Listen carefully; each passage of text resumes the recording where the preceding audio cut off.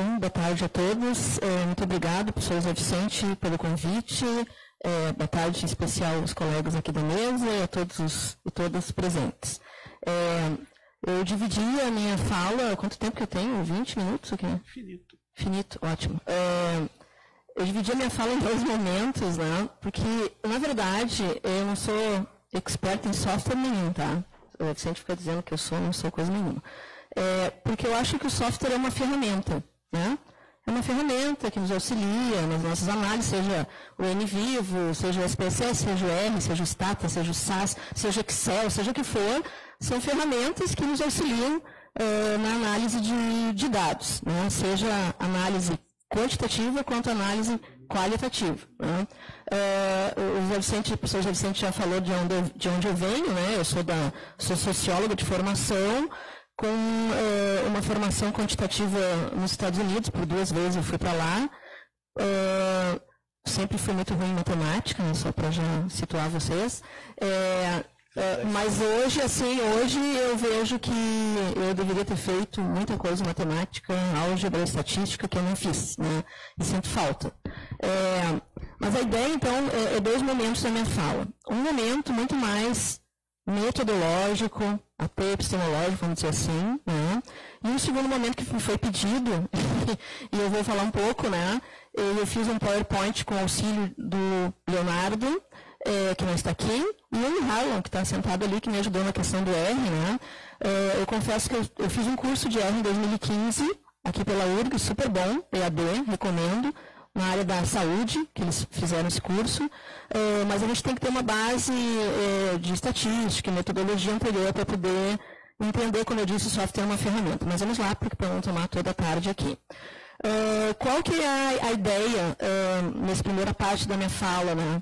É tentar trazer um pouco da importância da análise quantitativa de dados, não da análise qualitativa, mas quantitativa, tanto dados qualitativos quanto dados quantitativos, né? Nós podemos analisar comportamentos de diferentes formas nas ciências sociais, né? Conservadorismo político, para falar em algo que está aí, né, na tônica. Podemos analisar a felicidade, o capital cultural, o capital social, né? Podemos analisar a autoestima das pessoas, a agressividade das pessoas, podemos analisar vários comportamentos, tanto em unidade de análise individual, quanto em unidades mais agregadas, municípios, regiões, países, né? E analisar esses comportamentos através de códigos numéricos e de modelos matemáticos e estatísticos. Podemos criar modelos que prevêem determinados comportamentos, né? Qual a chance de alguém votar no candidato A ou no candidato B, né? Qual a chance de alguém sofrer um infarto, né? Qual a chance de um município aderir a uma política pública, podemos prever quanto aumenta na renda de um indivíduo em função dos anos de estudo, né? Para tantos anos de estudo, o que acontece com a renda desse indivíduo, né? Tudo isso com modelos e funções matemáticas, que a gente aprendia lá na escola e não sabia para que servia, né? E aí, então, a gente pode, com o software, né? Pô, não tem uma caneta azul, o Grêmio ganhou ontem, só vou ter que usar vermelho, então. Então, a gente pode, com o software estatístico, né? Prever comportamentos, né? À medida que eu vou, então, por exemplo, vamos usar aqui 2 variáveis. Não quero usar a idade, quero usar outra coisa. Escolaridade e a renda, certo? Né? Escolaridade em anos de estudo e a renda em reais, por exemplo. Né? Então, à medida que eu vou aumentando a minha escolaridade, eu vou aumentando a minha renda. Uma função matemática em que Y é uma função de X, tá? Isso aqui a gente pode fazer com esses softwares todos aí que estão na moda, tá? SPSS, R, Stata, e dizer, né, para cada ano de estudo, enquanto aumenta em média a minha renda em reais, por exemplo. Tudo isso a gente pode fazer. Algumas pessoas vão dizer, a realidade às vezes não é linear. Às vezes a realidade não é assim, né? Vou dar um outro exemplo aqui. Idade e renda, por exemplo, né? Eu sou pequenininha lá, não ganho nada, daí eu vou arrumando um trabalho com um pequeno aprendiz, uma bolsa de iniciação científica, uma bolsa de mestrado, de doutorado, arrumo um emprego na universidade e me aposento. Aí a minha renda vai lá para baixo. Aí não é uma relação linear, né? Tudo isso a gente pode, com o software, então, estimar o que acontece e tal, né? Claro que tudo isso não é algo que é 100%, né? Eu brinco com os meus alunos, né? A gente sabe que a chance ou a probabilidade de um indivíduo que fuma morrer de câncer de pulmão é muito maior que um indivíduo que não fuma. A minha avó fumou anos e morreu atropelada na esquina. Pronto, a minha teoria vai para água abaixo? Não. São probabilidades. É que nem agora a campanha lá eleitoral, né? A gente tem uma previsão do que pode acontecer, mas pode acontecer alguma coisa amanhã, tomara que aconteça, e mudar a previsão, né? Então, quando nos criticam, nós que trabalhamos com análise quantitativa, né? Nas ciências sociais, o professor de física está aqui, né? É isso, né? Meu pai dava aula de física porque ele gostava de física. Não sei como é que alguém... Enfim, né? Enfim. Tá lá. Perdoe, né? Eu sou socióloga, estou assassinando todos os modelos, mas eu tenho que ser um pouco mais simplório na explicação, né? Então, a ideia é a seguinte, existe uma chance, uma probabilidade maior de quem fuma ter câncer, não quer dizer que todo mundo vai ter, né? É aquela ideia. Eu tenho um aluno meu que fez uma dissertação de mestrado em que ele estudou, né, a razão das chances, no caso, esse é um modelinho logístico, né, de regressão logística, ele dizia, olha, a probabilidade de um aluno entrar no curso de medicina em função da sua renda, da renda da sua família, dele ter estudado inglês, dele ter estudado em colégio particular e tal. Mas pode ter alguém que não tenha nenhuma dessas características e ter conseguido entrar na medicina, mas ele é um outlier. Né? Nós, quando estudamos os métodos quantitativos, não estamos preocupados com os outliers. Nós estamos preocupados com a tendência, certo? E isso nos ajuda muito no quê, né? Para que cotas? Basta estudar e trabalhar que você consegue chegar lá. Porque o meu vizinho conseguiu. O seu vizinho é um outlier. Que legal que ele conseguiu. Deve ser uma boa pessoa. Mas ele é um outlier. Nós estamos preocupados com a estatística, e aí que eu quero chegar na primeira parte da minha fala, com tendências. O que é a tendência? A maior probabilidade, a maior chance de acontecer. Não quer dizer que alguém, né, morri fazendo exercício físico, não comi bacon e tive lá um problema de colesterol. Bom, pode acontecer, né? Então, existe sempre probabilidades, tendências, nunca 100%, vai ter alguém que vai estar fora da curva, né? E nós, quando estudamos estatística e vamos colocar um real nesses modelos, não estamos absolutizando, dizendo que as coisas serão 100% assim. Infelizmente não é. E no mundo social é mais ainda. Quando eu monto um modelo como esse, infelizmente, né, uma associação entre variáveis não quer dizer que existe uma causa. Né? Eu até trouxe aqui, não sei se vai ter tempo de mostrar, um site super engraçado sobre associações e correlações espúrias, né? Onde eu posso associar o consumo de margarina no estado de Ohio com o número de divórcios. E isso tem uma grande associação. Né? Até tem, né? Tem a família feliz da Margarina Doriana. Então, associações, né? Também não quer dizer causalidade.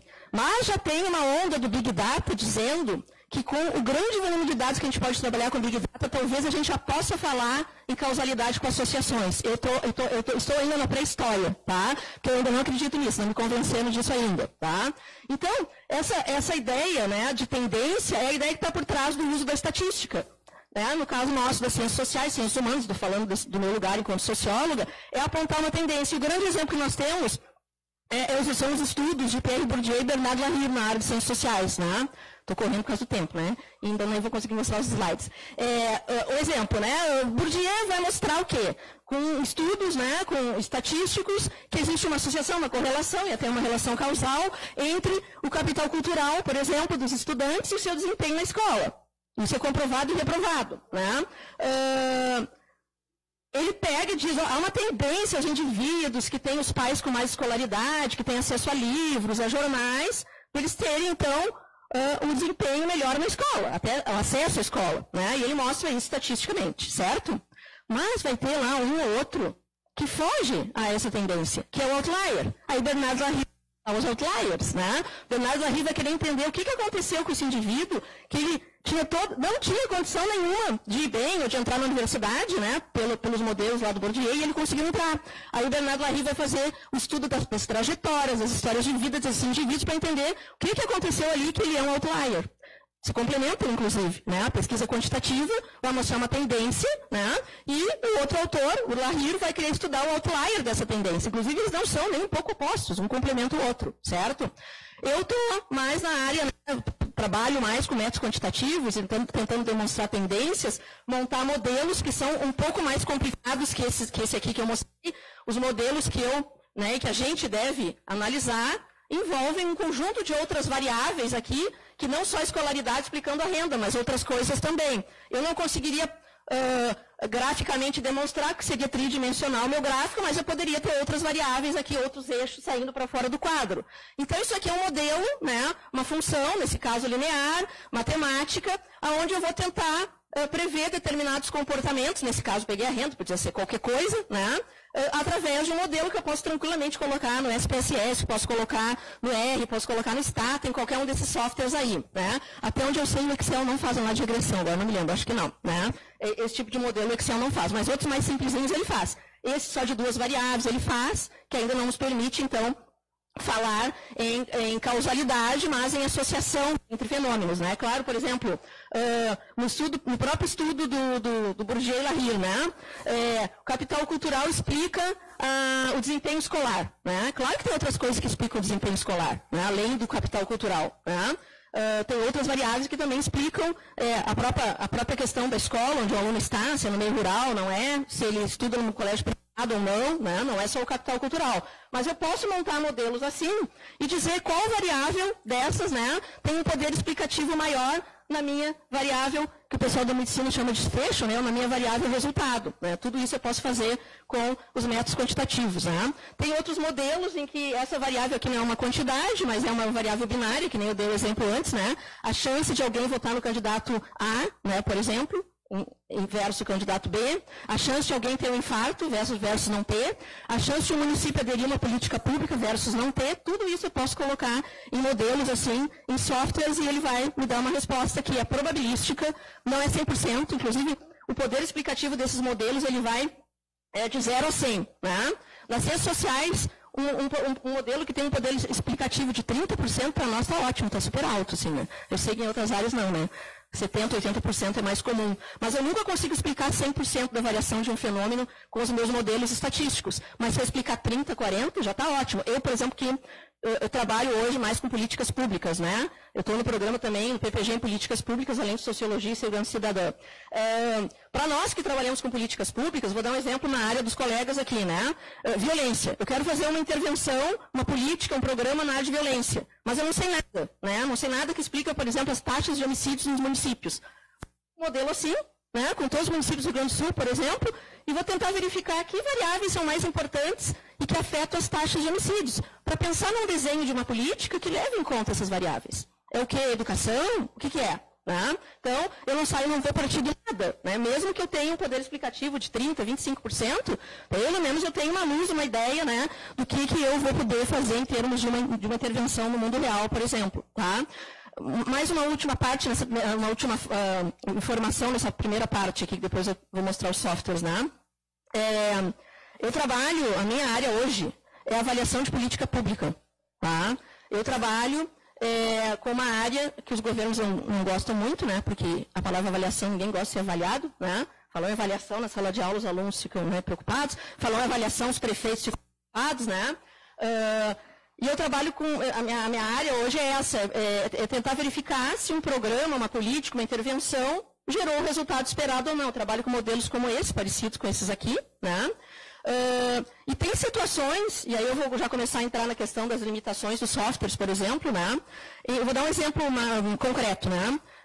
Eu quero avaliar um programa, uma política municipal, né, em que os municípios, alguns municípios aderiram a essa política e outros não. 496 municípios do Rio Grande do Sul. A adesão à política também, fiz um estudo junto com a professora Letícia, o que explica aderir a uma política.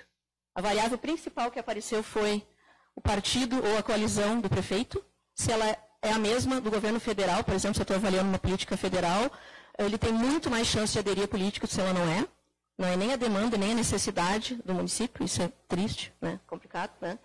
E, então, isso também são modelos que a gente pode montar estatisticamente. Né? Mas, voltando ao que eu estava dizendo, então, eu trabalho com avaliação de impacto de programas, né? Ou de projetos, ou de políticas. Então, vamos supor que tem um programa no Rio Grande do Sul em que alguns municípios aderiram e outros não. Né?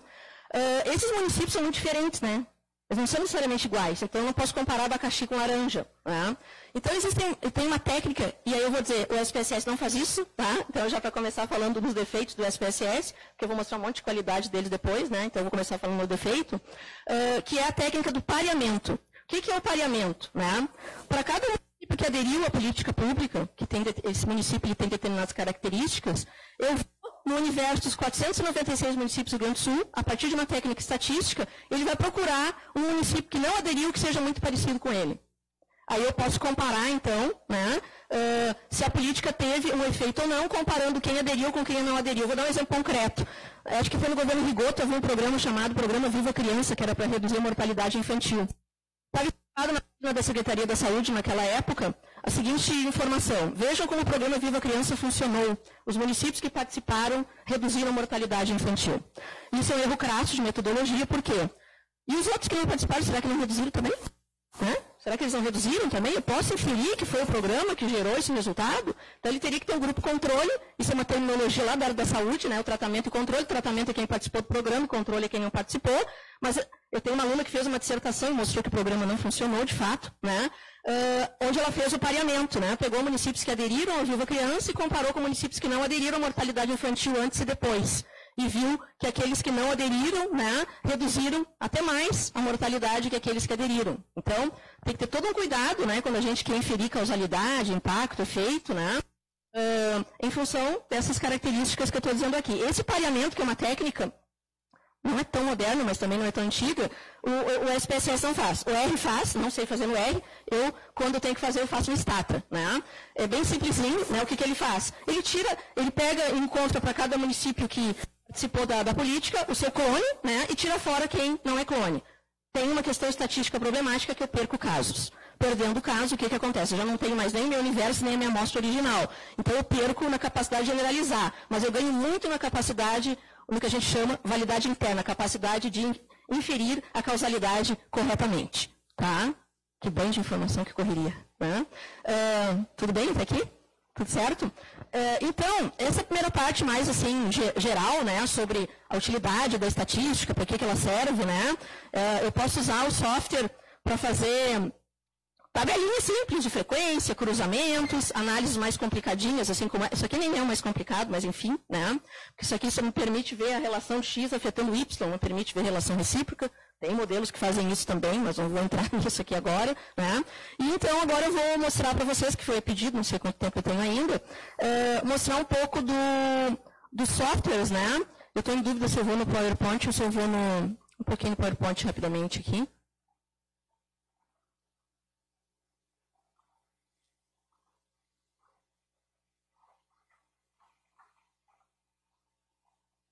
Onde é que está o modo? Aqui. Tá. Nossa, tá ruim, né? Coloquei aqui o nome do Léo e do Arlon, que ontem me ajudou com R, né? Como é que eu não ia colocar? Senão tem que reconhecer os alunos que ajudam, né? E o Léo que me ajudou a montar aqui o que eu tinha tudo no Word, né? Eu sou uma pessoa muito refratária a certos modernismos tecnológicos. Não de comportamento moral, isso é outra coisa. Os meus PowerPoints são horrorosos. Olha aqui, tá ruim de ler, não sei se no caso não estava assim. Né? Se meu time ganhou ontem, não fala meu time. Então, essa parte, por exemplo, de software explosivo e tal, eu não sou muito boa nisso, né? Prefiro mais a questão do conteúdo. Tanto é que eu descobri ultimamente que a gente falando, que nem eu falei agora aqui, ninguém dormiu. Agora vão dormir quando eu mostrar o negócio aqui. Né? Então, o SPSS é um software que foi feito para ciências sociais, né? Há muitos anos atrás, era de 68, tem minha idade, né? 50 anos, então. Mas o uso para computadores, como a gente vê hoje, é a partir do computador, né, o PC, o computador pessoal, é a partir de 84. E a sigla dele é o Statistical Package for Social Science, que foi usado por outras áreas também, né? E ele é uma planilha, como qualquer outra, muito parecida com o Excel, eu já vou mostrar agora logo em seguida. E a gente está hoje na versão 22 e tem em português, inclusive, né? Eu fiz o PowerPoint com a versão... Não, eu fiz o PowerPoint com a versão em inglês. Eu vou entrar direto no software, vou ficar mostrando aqui, né? Para mostrar algumas operações que ele faz, e depois eu vou mostrar o R. O R eu vou mostrar no PowerPoint, porque eu não sei manusear muito bem ele e eu não sei se tem aqui nesse computador. Tá? Então eu vou entrar direto, tá horrível, né? Daí prejudica, pô, minha apresentação, assim não dá.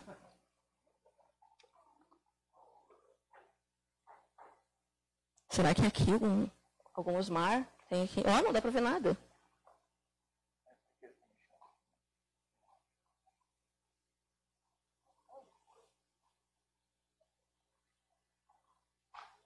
Ah, não vai entrar no software? Ah, entrou.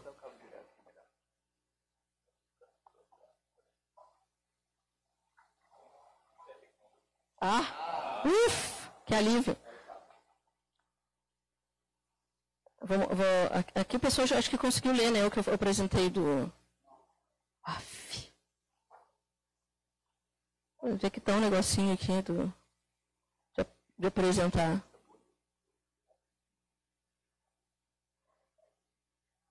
Tá bom, eu vou em justiça a quem fez, me ajudou a fazer o... Aqui, tá. Agora está aparecendo o nome dos guris ali, né? Então, eu vou falar um pouco do SPSS, então, 68 ano, né? Foram os malucos lá, se não me engano, nos Estados Unidos, Chicago, né? Que inventaram o programa e tal. Quando eu uso o software, eu sempre agradeço aos programadores de computação, assim, porque realmente fazem coisas para nós fantásticas, né? Poder rodar modelos e tal. Quando eu usei a primeira vez o SPSS, já sabem a minha idade, agora não vou poder esconder a idade, ele era por DOS, né? E aí o que acontecia? Era todo por sintaxe que é o R hoje. Por exemplo, o R que está na moda é todo por sintaxe. Ele é muito mais poderoso no sentido que a gente tem muito mais liberdade de ter comandos de diferentes tipos. Quando ele virou o Windows, já ficou mais amarrado, né?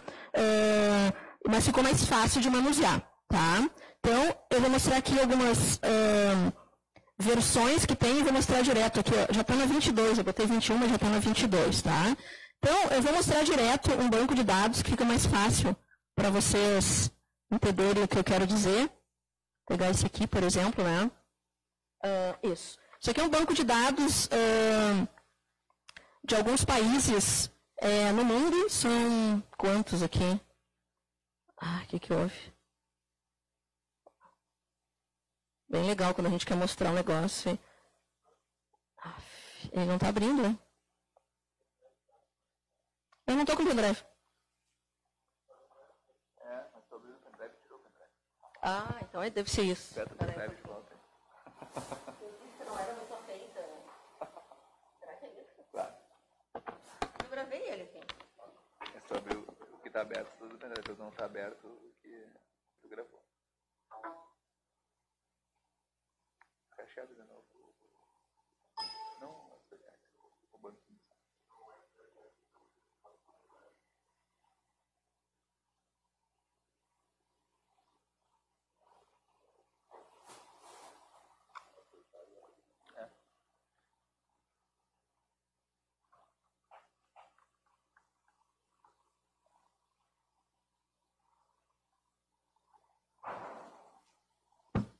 Agora deu. Deu. Tá, então eu tenho alguns países aqui, né? O SPSS é uma planilha.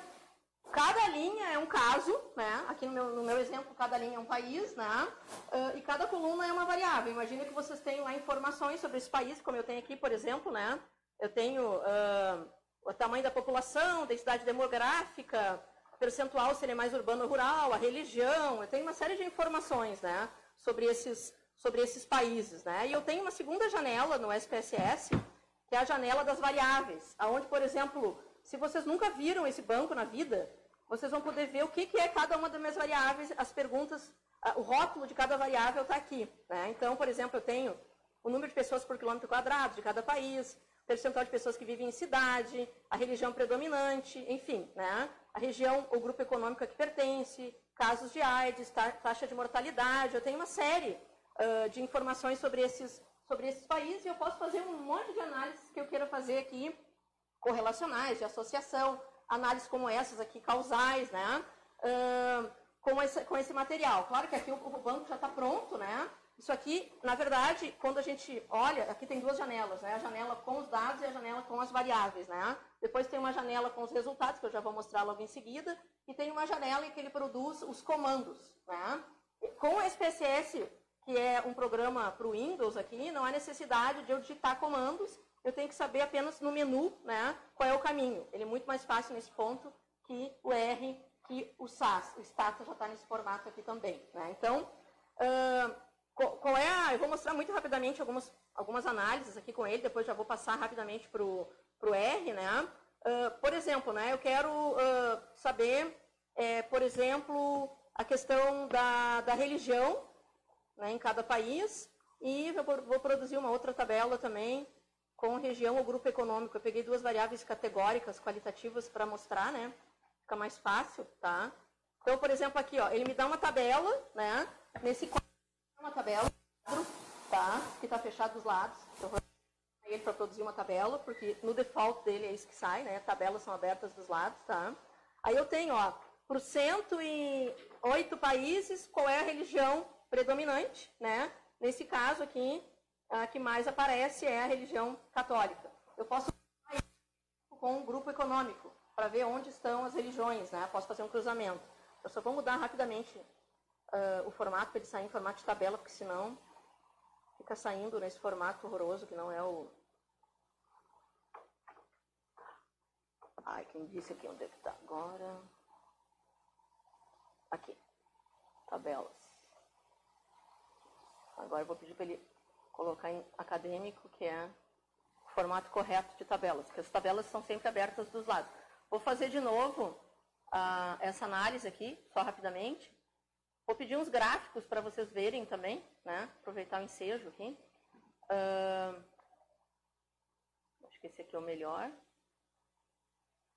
Tá, ele vai produzir aqui, ó. Agora saiu a tabela bonitinha, é só copiar e colar para o Word, botar na tese, na dissertação, no artigo, né? A tabela das duas variáveis que eu pedi, região ou grupo econômico, aí depois pedi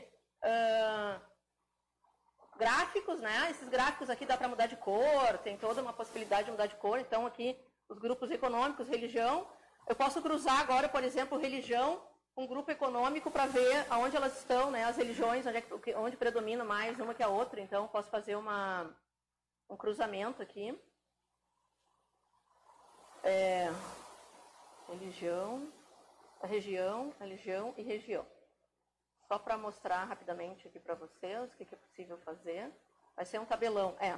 Aí ele botou aqui as frequências, né? O percentual teria sido melhor, tá? Então, por exemplo, onde é que está? Não foi religião que eu peguei. Eu ia pegar a religião, só porque eu peguei a região. Vamos voltar lá. Eu quero religião. País.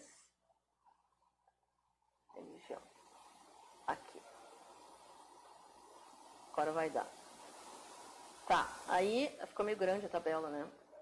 Por exemplo, né? Onde é que está? A católica, né? Certamente na América Latina ia ter mais, né? É onde mais tem. Claro que essa tabela teria que ser feita, a maneira correta seria com percentuais. Posso fazer também que esses números absolutos não me dizem muita coisa. Então, vou pedir para ele fazer uma tabela com percentuais, né? Então, vamos ver células. E eu botei a religião na linha, foi? Calcula na coluna, então, os percentuais. Aí eu pedi para ele calcular os percentuais. Aí ficou melhor, ó. O que eu tenho aqui?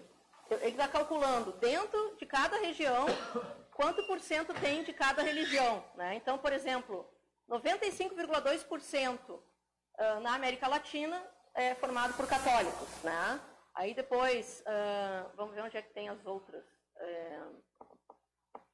Aqui, budista, 41,2%. No Pacífico, na região Pacífico-Ásia, 41,2% é budista.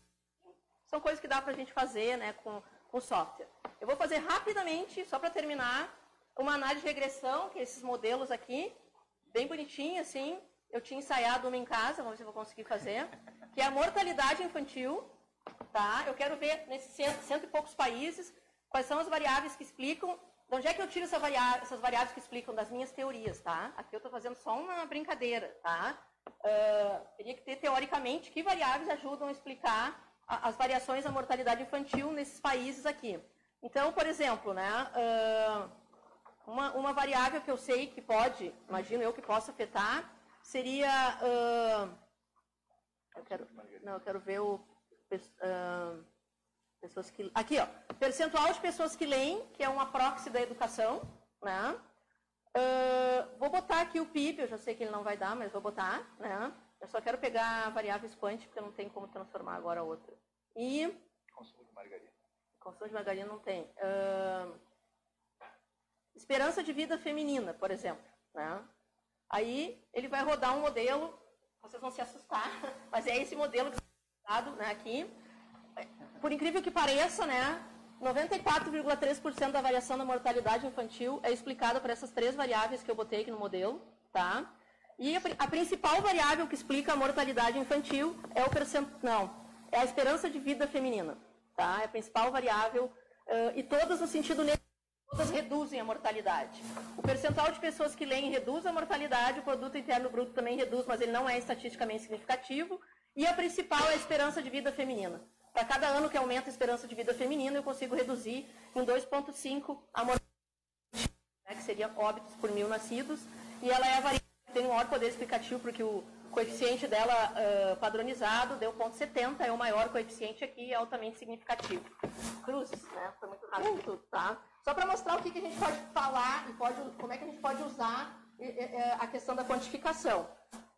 Todos os outros softwares, o Stata, o R, todos fazem esse tipo de coisa com um layout um pouquinho diferente, né? Mas tudo isso que eu mostrei em passando aqui, todos os softwares fazem, né? Qual é o grande lance do Big Data?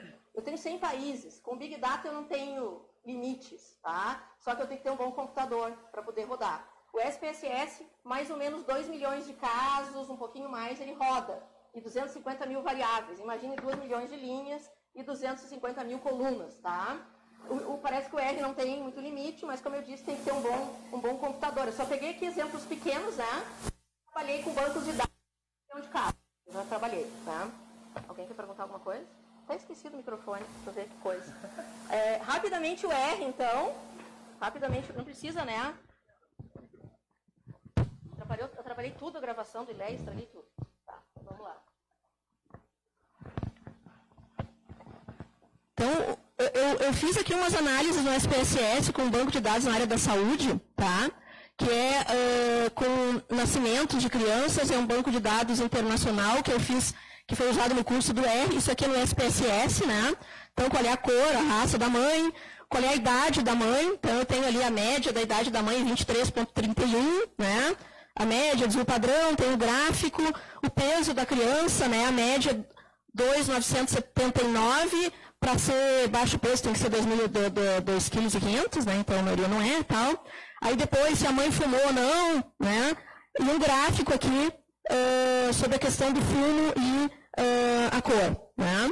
Aí depois vem o R. O R, ele não é considerado um programa de computador, né? Não é considerado, ele é uma linguagem. Em vez de trabalhar, como eu mostrei ali no SPSS, por janelas e tal, eu tenho que digitar comandos, né? Então, essa eu diria que é a maior dificuldade. Uma vez que você aprenda isso, o resto é muito mais fácil, muito mais poderoso com o SPSS. Por quê? Porque eu posso fazer o que eu quiser. Pareamento, que eu falei aqui antes, o SPSS não faz, né? Eu tenho uma flexibilidade de operações com R que com o SPSS não tem nem com o Stata, tá? Então, só para o Stata um pouquinho mais, tá? Aí, por que tu usa o R? Por que eu uso o SPSS? Em primeiro lugar, que eu uso desde o tempo do DOS. Então, há muitos anos eu uso. A URGS tem aqui free para os alunos também, porque o SPSS é pago e o R é free, né? Mas a URGS tem o SPSS, então, mas próximo ano eu acho que eu já vou começar a usar. Ele tem uma série de programas que a gente tem que instalar. Por exemplo, eu quero dar um comando para fazer o pareamento. Eu tenho que ir lá na internet procurar se existe esse comando. Isso aqui é uma palhinha de como ele funciona. 4 janelas, que nem o SPSS, né? Uma janela de dados, uma janela de comandos e uma de programa. Aqui, ó, eu tenho um banco igualzinho o que eu mostrei para vocês no SPSS. Tá no R, a mesma coisa, né? Linhas e colunas, tá? Só que tem uma janela que é a janela dos comandos, que é essa aqui, né? Que daí sim eu tenho que digitar à mão os comandos e não é naquela maneira um pouquinho mais fácil do SPSS. Ó, essa aqui é a tabela que eu produzi em SPSS, produzi em R também. Né? Com a cor da mãe, está lá em cima os comandos, ó. Tem que abrir o programa, dar o comando e ele roda para mim a tabela. Né? O mesmo banco que eu usei no SPSS, eu usei no R aqui. O mesmo gráfico que tinha lá tem aqui, ó, no R. Tá? Produz a mesma coisa. A idade da mãe, ó, lembram que a idade da mãe lá era a média era 23,31, mesma coisa eu obtive aqui no R, né? Porque é o mesmo banco. O peso da criança lá era 2,979, a média, lá em cima também está no R, mesma coisa, só para mostrar, né, aquele último cruzamento. Eu tinha feito uma análise, mas não está aqui agora, enfim, né? Mas é só para mostrar, então, tem aqui algumas comparações, né? Isso aqui foi o meu aluno Léo que fez, né? Em vermelho, tudo que é um pouco mais demorado e mais problemático, e em verde, tudo que que é mais tranquilo, né? O R tem, então, o aprendizado do R é mais demorado, demora um pouco mais, tanto é que eu, professora Marília, ainda estou patinando no R, né? Ele trabalha com uma linguagem de programação. A gurizada jovem vai tranquilo, né? Mas eu que já sou mais idosa na coisa, demora um pouco mais. A questão de manipular dados, análise de dados, tranquilo, vocês viram que é a mesma coisa, parece os mesmos outputs ali, né? O SPSS eu não considero, então, tão difícil, porque ele trabalha com essas janelas do Windows, né? Então, mas ele é mais limitado, né? Na questão estatística, como eu falei, por exemplo, pareamento ele não faz e tal, então tem esses limites, né? Na verdade, para essa geração mais nova, eu aconselho, nunca usei nenhum, já vai aprendendo R logo de uma vez, né? Até porque muitas consultorias exigem de nós, né, que a gente tenha conhecimento de R. Então, até por uma questão de ganhar com isso, né? Eu vou terminar por aqui, porque eu já falei muito, né? Depois a gente pode continuar falando mais. Muito obrigada.